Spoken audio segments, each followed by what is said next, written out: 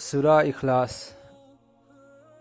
بسم اللہ الرحمن الرحیم ہوجری اللہ کی منگلیندا پمنمکتا تھوزال ہیبا اکھننا نونگسی ہیبا مپونی قل هو اللہ احد ہایو اللہ مہاکتی امخکتنی اللہ الصمد اللہ دا اواد پکری سلیتبنی لم یلد ولم یولد مہاکنا کنا اما پوکتری امدی کنا امنا مہاک کو پوکتے ولم یکن لہ کفوا احد ادوگا مہاکا مپا مانبا کری امت لیتے.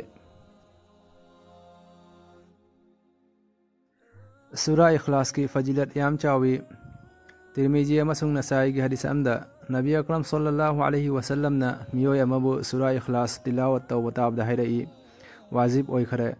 حضرت ابو ہریرہ رضی اللہ تعالی عنہ نا ہنگی کری واجب اویکھرے یا رسول اللہ صلی اللہ علیہ وسلم نا حبی رئی جنت.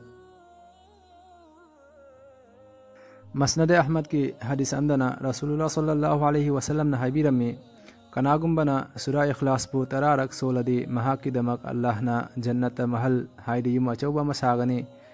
حضرت عمر رضی اللہ تعالی عنہ نا حیرئی یا رسول اللہ اسی وی بتا دی ای جنت محل میام سالنی.